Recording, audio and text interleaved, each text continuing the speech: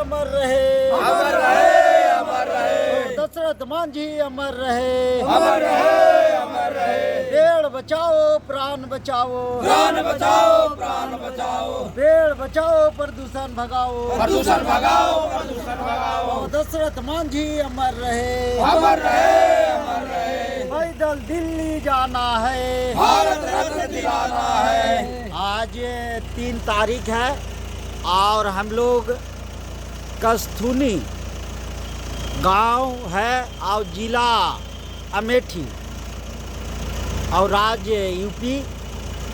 आज हम लोग का यहाँ से पदयात्रा सुबह सुबह शुरू होने जा रहा है और हम लोग लखनऊ की ओर बढ़ते जा रहे हैं।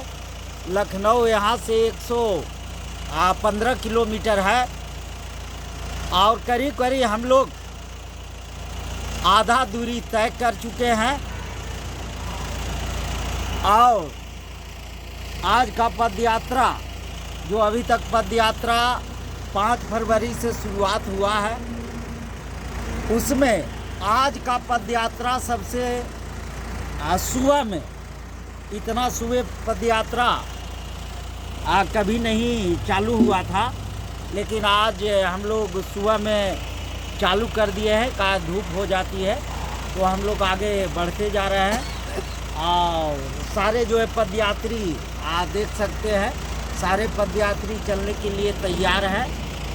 और बस यही कहकर सभी लोग का जय दशरथ और नमस्कार, आदाब, सलाम।